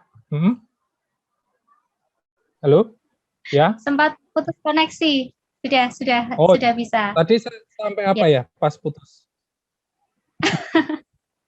Mas, itu di chat ada pertanyaan satu lagi. Oh iya. Bisa Oke. dijawab.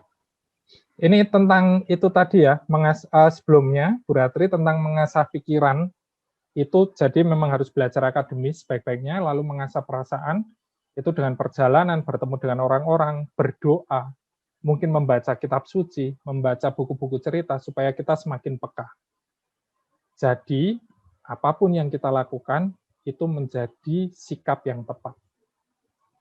Mas Modes, bagaimana caranya agar, dari Bu Kris ini, Mas Modes, bagaimana caranya agar saat PJJ kita bisa mengalahkan kemalasan dan godaan, terutama nge-game? Saudara-saudara, jadi yang namanya malas itu, yang bisa menghancurkan rasa malas itu diri sendiri. Yang bisa menghancurkan rasa malas itu adalah motivasi. Jadi kita harus paham betul motivasi kita apa. Kalau belum tahu motivasi kita apa, paling tidak tahu tugas kita apa. Apa tanggung jawab kita sekarang. Karena apa yang menjadi tanggung jawab kita sekarang akan menjadi akan berdampak pada masa depan kita.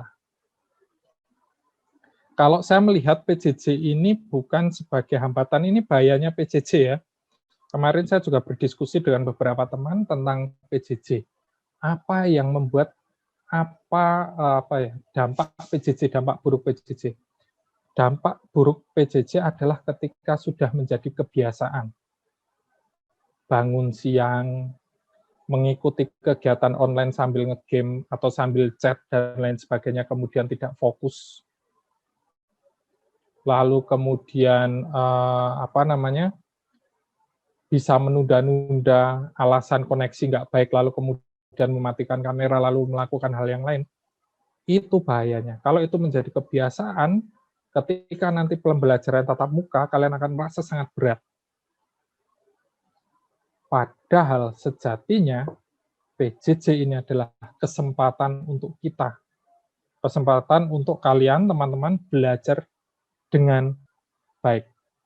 Karena begini, di luar sana PJJ itu dianggap sebagai liburan. Orang nyantai-nyantai PJJ, lalu dianggap sebagai liburan dan tidak ke sekolah dan lain sebagainya. Padahal PJJ ini adalah kesempatan. Sekarang pendidikan di Indonesia itu sedang menurun karena keterbatasan pertemuan. Ketika menurun, sebenarnya kalian belajar biasa pun, kalian akan menjadi pribadi yang unggul. Maka jangan sia-siakan kesempatan PJJ seperti ini. Tetap tatap muka, tetap mengikuti dengan baik. Begitu. Untuk mengatasi rasa malas, yang penting juga adalah membangun kebiasaan. Tetap buat suasana belajar di ruang kamar kalian. Bangun seperti kalian sekolah ketika offline. Kalau dulu ketika offline bangun jam 6, ya sekarang bangun jam 6. Lalu kemudian setelah bangun, mandi, makan, nunggu, mungkin kalian boleh ngobrol sama teman-teman, ketika nanti masuk, kalian masuk. Seperti itu. Jadi jangan, PJJ masuk jam 7, bangun jam 7 kurang 5. Kebiasaan-kebiasaan ini yang akan menentukan kalian akan menjadi orang yang malas atau tidak. Kalau kalian disiplin, rasa malas ini pasti bukan masalah.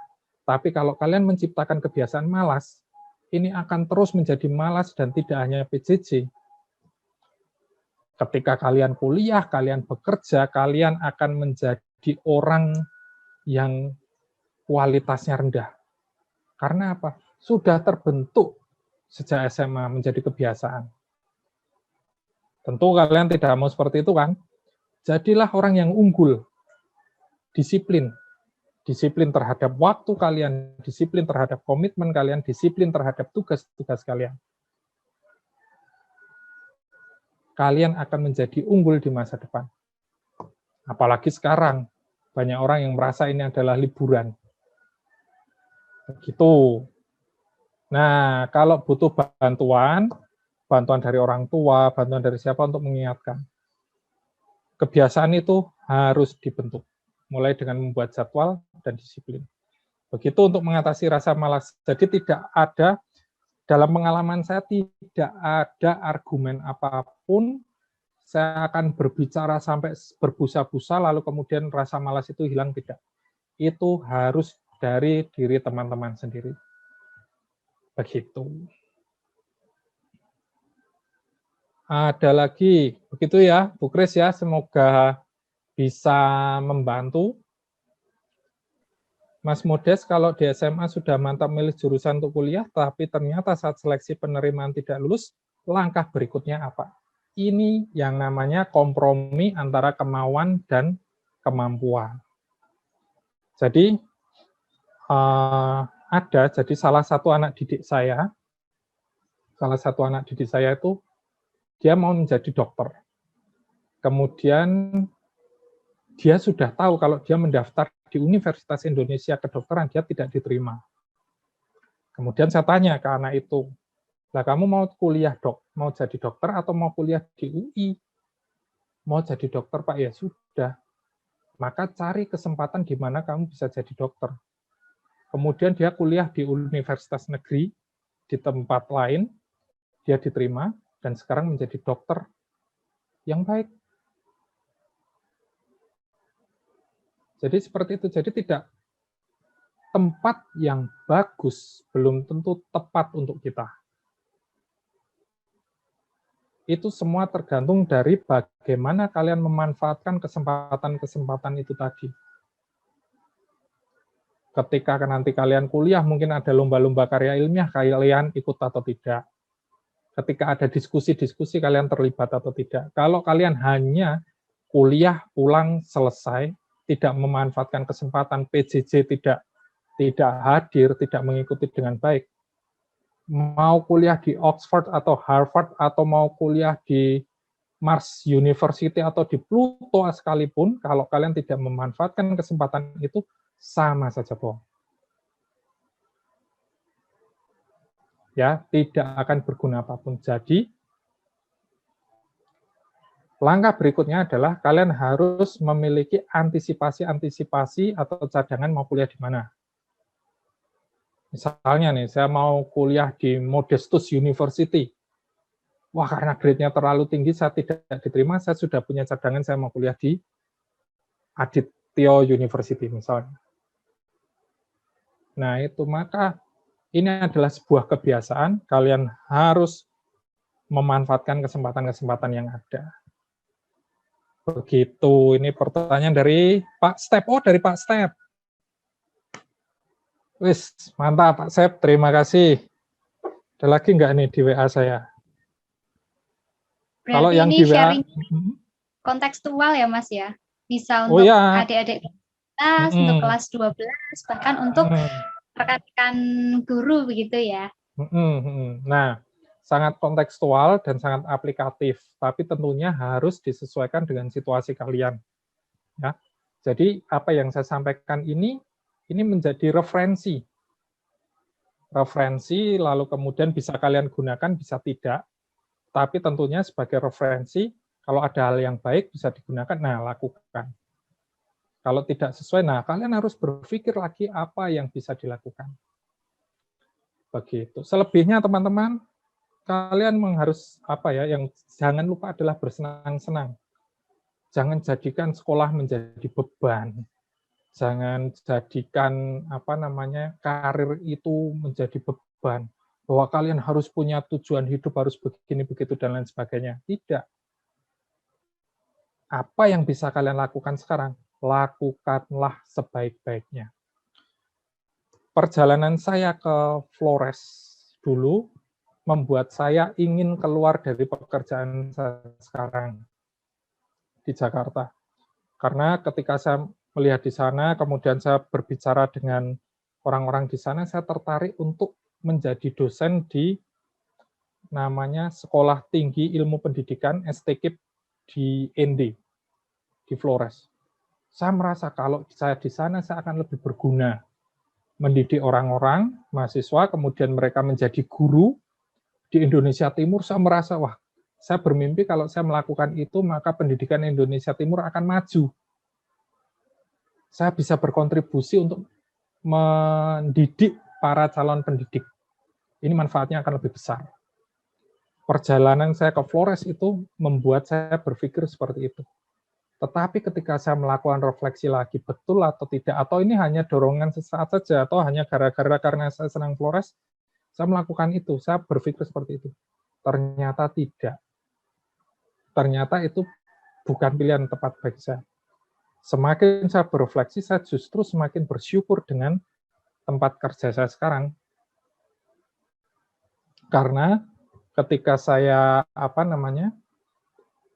saya mendidik orang-orang di Jakarta, mereka adalah orang-orang yang nanti berpotensi untuk mengambil kebijakan-kebijakan publik, maka itu dampaknya akan lebih besar untuk bangsa. Jadi saya berpikir seperti itu. Ya sudah, karena saya sekarang mengajar di sini, saya akan mengajar sebaik-baiknya, saya akan memberi pengaruh positif sebesar-besarnya, memberikan dorongan sebaik-baiknya supaya mereka bergerak menjadi agen-agen perubahan. Nah, seperti itu. Kemudian saya semakin menikmati pekerjaan saya. Sayangnya dulu ketika saya lulus, Tarakanita tidak membuka lowongan guru BK. Padahal dulu beberapa kali saya itu memberi bimbingan, mengisi kegiatan-kegiatan bersama Pak Adit di Tarakanita. Ternyata nggak buka lowongan. Dan ternyata sudah diserobot Pak Adit. Wah, ini teman saya menjadi saingan saya ini. Atau buka lowongan lagi, wah. Begitu. Ini dari, ini. Oke, ya. Tanya, lalu nanti kita akan tutup sharing siang hari. Oh, ini ada pertanyaan juga, Bu Ratri, sorry. Di WA ya. Izin bertanya, Pak, bagaimana cara kita menghadapi atau menyikapi jika hobi lebih berpotensi menjadikan kita orang sukses daripada belajar pembelajaran? Nah, ini. Hobi ternyata lebih berpotensi daripada belajar pembelajaran. Nah, sekarang kan kalian SMA. Seperti yang saya sampaikan tadi, apapun yang kalian pelajari itu akan sangat bermanfaat untuk apa yang kalian jalani nanti. Misalnya hobi musik. Kalian sangat hebat musik, dan ini kalau saya menekuni musik sekarang, saya pasti akan menjadi musisi yang keren dan masa depan saya terjamin. Tapi saya sekarang di SMA nih. Atau lebih baik saya keluar dari SMA lalu saya mempelajari musik saya lebih tekun. Nah, tidak seperti itu. Jadi ingat, yang kalian pelajari sekarang sangat bermanfaat. Musisi-musisi yang baik itu pun memiliki kemampuan akademis yang baik. Ketika mereka belajar dengan baik, belajar dari banyak hal, mereka bisa membuat lirik-lirik yang baik. Ketika mereka belajar musik, misalnya dia adalah gitaris yang baik, tetapi dia cerdas, dia bisa membaca apa yang diinginkan pasar, sehingga dia dapat membuat lagu-lagu yang sesuai dengan keinginan pasar. Misalnya dari ekonomi, apa hubungannya ekonomi dengan musik? Suatu saat kalian bisa menjadi manajer musik, manajer dari sebuah grup musik, atau kalian akan bekerja di industri musik. Ekonomi itu menjadi sangat penting. Sering bertanya begini, Pak, saya sangat suka dokter, tetapi sekarang saya saya sangat suka ilmu-ilmu kesehatan, tapi sekarang saya di IPS. Kalian bisa menjadi manajer rumah sakit. Pengelola manajemen rumah sakit itu juga orang-orang IPS juga. Seperti itu misalnya. Jadi, lakukan dulu yang sekarang hobi itu sebagai penyeimbang. Ya, penyeimbang supaya sama-sama menyenangkan. Nah, nanti ketika kalian sudah kuliah, itu kan jurusan sudah spesifik. Dalami di situ habis-habisan. Belajarlah sungguh-sungguh. Apapun yang kalian pelajari itu sangat bermanfaat. Begitu. Ya, jadi jangan takut. Jadi kalau sekarang kalian sudah di SMA, tapi kalian ada hobi lain yang lebih menjanjikan, nggak apa-apa. Jalani dua-duanya. ketika kuliah kalian spesifik pada apa yang kalian suka. Begitu. Baik, terima kasih Mas Modes. Ya, sama-sama. Luar biasa ini ya. Semoga adik-adik kelas 11 sudah mulai memikirkan ya pandangan ke depannya mau memutuskan melanjutkan kuliah di mana, dan kakak-kakak di kelas 12 yang sudah memutuskan semakin dimantapkan. Kalau masih belum, ternyata ada banyak sekali referensi yang kita dapatkan dari sharing pengalaman pada siang hari ini. Ternyata kita itu tidak harus memaksakan kehendak ketika kita menjalani itu dengan sesuai alurnya, tapi kita juga sambil mencari kesempatan, mencari celah yang ada. Pada akhirnya kita akan menjalani suatu hal yang besar dan itu sesuai dengan passion kita gitu. Mas Modes, terima kasih banyak. Ya, sama-sama. Hari ini sudah adik-adik, anak-anak SMA Tarakanita, khususnya kelas 11 dan 12, harapannya jika nanti pandemi sudah berakhir, kita bisa bertatap muka secara langsung. Kalau suatu saat SMA Tarakanita mengundang lagi, bersedia ya Mas ya? Boleh, dengan senang hati. Terima kasih juga saya sudah diundang ke sini untuk kita bisa berdiskusi, belajar bersama-sama. Pertanyaan dari Jevon ini tentang revolusi Rusia ini membuat saya ingin lebih mengulik tentang Rusia lebih dalam. Jadi ini sangat menyenangkan. Terima kasih Bapak Ibu Guru, terima kasih teman-teman semua. Semoga kita sehat selalu, kapan-kapan kita bisa berjumpa. Ya. Untuk menutup kegiatan kita di siang hari ini, kita akan berdoa penutup bersama ya. Mohon bantuannya untuk Bapak Adit Filipus Adit, yang Adit satunya begitu ya. Untuk kegiatan kita pada siang hari ini. Ya, sebelumnya terima kasih Mas Modes. Harapannya kita bisa kumpul lagi bersebelas di depan WC ya, mengenang masa lalu. Dan nanti kalau ada lowongan BK saya sampaikan Mas Modes. Kalau ya, terima kasih Mas Adit. Mana ya? Ya, terima kasih Bu Ratri sudah mendampingi dan memimpin kegiatan di hari ini. Terima kasih Bapak Ibu Guru, Bapak Ibu Guru karyawan, terus anak-anak kelas 11-12 yang sudah mengikuti kegiatan di hari ini dengan penuh semangat. Semoga semakin bermakna, dan nanti mohon izin apabila nanti tidak puas konseling dengan saya, bisa titip dengan Pak Modestus. Kebetulan Pak Modes banyak waktu luang sekarang. Gitu ya Pak Modes ya. Mari ya, kita nanti siapkan kerjasama. Oh ya, kerjasama. Ya, siap. Ya, kita siapkan hati. Kita akan berdoa penutup. Dalam nama Bapa, Putra, dan Roh Kudus. Amin.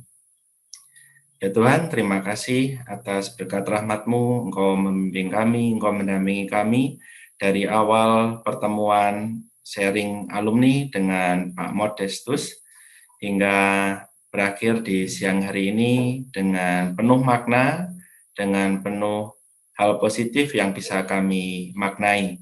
Ya Bapak, semoga apa yang kami dapatkan di hari ini mampu kami maksimalkan, kami terapkan di kehidupan kami, sehingga kami bisa mewujudkan karir kami, mewujudkan mimpi kami yang positif, dan bisa menjadikan kami pribadi yang baik, pribadi yang berharga.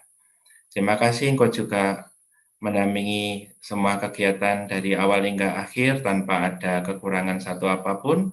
Berkatilah juga Pak Modestus yang sudah berkenan untuk mendampingi kegiatan kita di hari ini.